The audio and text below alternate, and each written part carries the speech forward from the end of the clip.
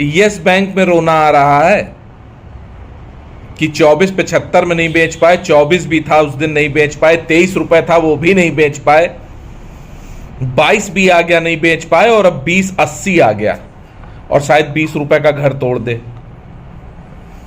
तो yes bank का पिछला वीडियो मेरा जरूर देखिएगा। मैंने उसमें यही कहा था कि ऑपरेटर आपका मन ऐसा कर देगा कि आपको शेयर निचले रेट पे निकालने पड़ेंगे अगर उसको निकलवाना है।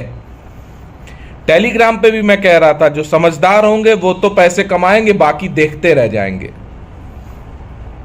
जानते हैं कौन सा मनोविज्ञान काम कर गया यहां पर यस बैंक में? और यस बैंक में हम फंसे हैं 1 साल से, 2 साल से, कोई बहुत पहले से फंसे हैं।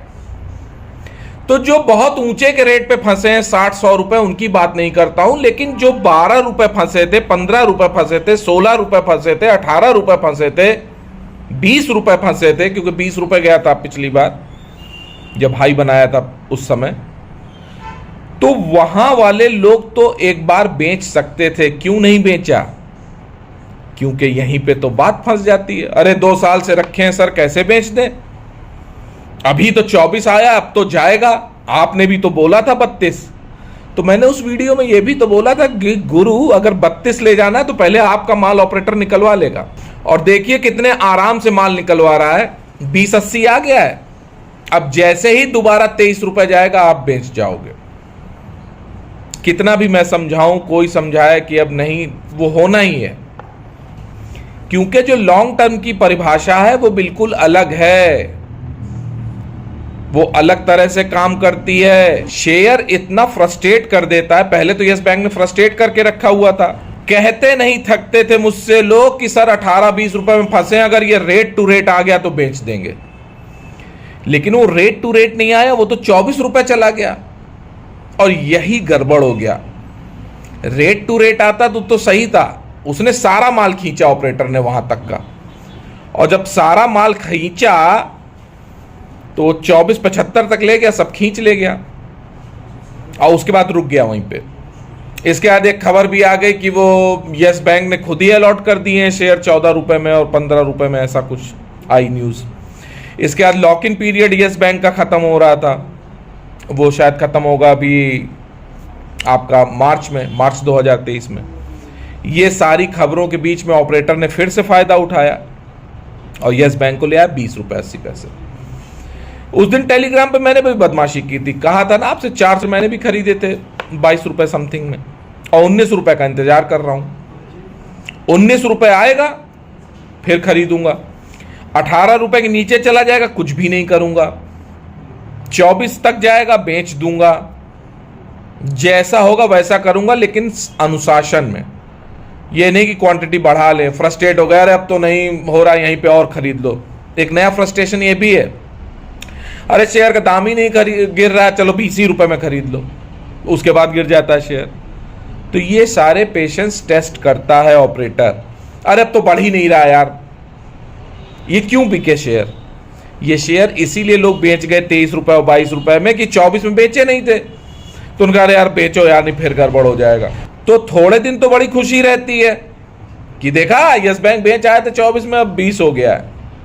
लेकिन वो फिर बढ़ना शुरू होता है तो फिर खलता है, अरे यार गड़बड़ हो गया, नीचे ले लेते। क्योंकि तब ये डर लग रहा था कि यार ऊपर बेचा अब तो बहुत गिरेगा, सर भी कह रहे थे 19 जाएगा। देखो मैं बहुत सारी चीजें कहता हूं, तो एक बात समझ लीजिए, जो मेरा फ्री टेलीग्राम चैनल है वहां पे तो मैं लर्निंग सिखाता ही हूं, लर्निंग देता ही हूं, और जो मेरे ट्रेड होते हैं वो भी कुछ एक आध दे देता हूं। लेकिन मैं इतने सारे ट्रेड करता हूं, हर ट्रेड को बता पाना संभव नहीं है वहां पर।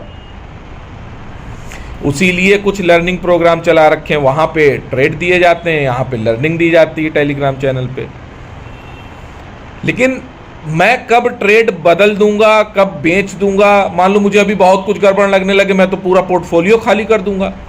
तो जिस समय मैं अपना पूरा पोर्टफोलियो बेच रहा हूंगा तो उस समय मैं आपको बताऊंगा कि पहले अपना पोर्टफोलियो बेचूंगा। तो यथार्थ और स्वार्थ की बात यह है कि पहले मैं अपना पोर्टफोलियो बेच रहा हूंगा, अपने सौदे बुक कर रहा हूंगा, तब समय मिलेगा तो आपको बताऊंगा। यही नियम है, मार्केट बहुत तेज हो या मार्केट बहुत गिर गया हो, दोनों स्थिति में जो ट्रेडर इन्वेस्टर होता है पहले वो खुद अपना काम करता है। मैं तो यही करता हूं, ईमानदारी से बता दिया आपको।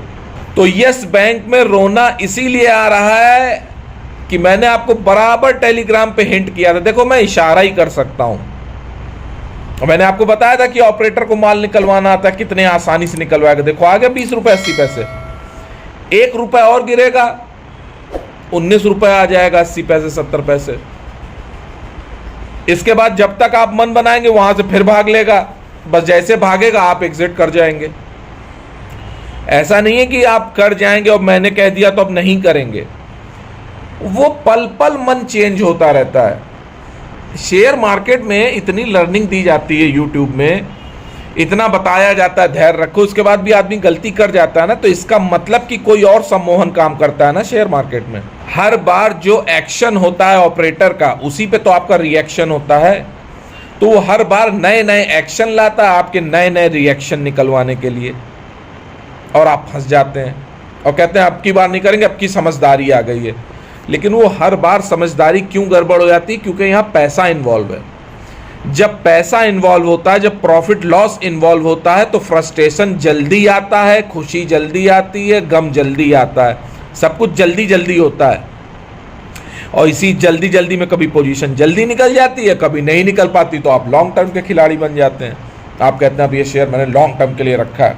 किसको जस्टिफाई कर रहे हो? अपने को कह रहे हो आप समझ नहीं रहे, हमने तो लॉन्ग टर्म के लिए खरीदा ही था। जब फंस जाते हैं तब, जैसे यस बैंक 32 रुपए और 50 रुपए बेचेगा कौन? बहुत भाग्यशाली लोग बेचेंगे, सबके शेयर निकलते जाएंगे। और मैंने तो वही कह रखा है कि 25 के ऊपर जब जाना शुरू होगा तो फिर स्विंग कर लेंगे। शेयर की क्वांटिटी नहीं बढ़ाएंगे, क्योंकि यस बैंक में कोई सोना बनाने वाली मशीन नहीं लगी है, और ना इतनी जल्दी ये ऊपर जाएगा। बहुत गांव लदा हुआ है, छूटते छूटते भी बहुत समय लग जाएगा। आईटीसी को देखा था ना आपने, कितना समय लगा, तो यस बैंक कैसे जल्दी छूट जाएगा। ये वीडियो बनाने का उद्देश्य यही था कि शेयर बाजार किस तरह से काम करता है। कि हर बार एक शेयर का उदाहरण दे देता हूं कि ये शेयर ऐसे काम कर रहा है, ये शेयर ऐसे काम कर रहा है, लेकिन जो भी काम कर रहा है वो मार्केट के अनुरूप कर रहा है, कोई अलग काम नहीं कर रहा है। बाजार में शाश्वत काल से ऐसे काम होता आया है, आदमी के लालच और डर से खेला गया है। जब यस बैंक 24.75 था तो सबको लग रहा था 30 रुपए जाने वाला, बेचा ही नहीं, ये था लालच। 24.75 से यस बैंक नीचे गिर गया है 20.80, तो डर लग रहा है कहीं 18 के नीचे न चला जा, मैं बेच नहीं पाया हूं। तो ये दोनों इमोशंस बराबरी से काम करते हैं।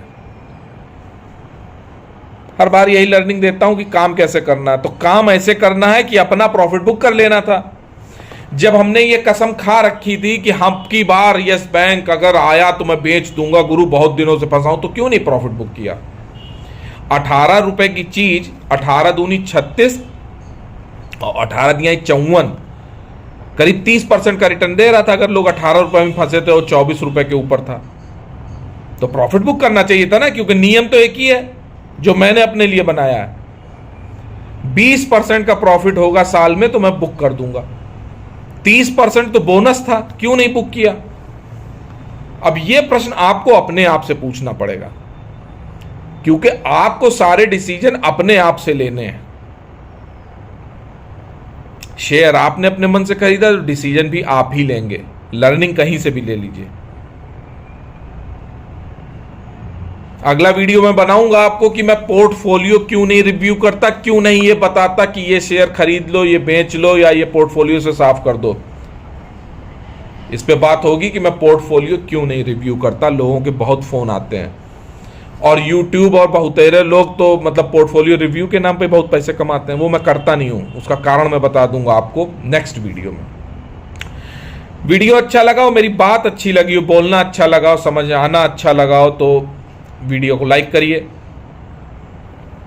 अपने इष्ट मित्रों को भी मेरी वाणी सुनाना चाहते हैं तो शेयर कर दीजिए, और चाहते हैं कि मैं आपको बराबर दिखता रहूं, आप मुझे सुनते रहें, वीडियो समय से साझा होते रहें, तो आनंद भाव चैनल को सब्सक्राइब कर दीजिए, बेल आइकन को पुश कर दीजिए, जिससे लेटेस्ट वीडियो की इंफॉर्मेशन सही समय पे मिल सके।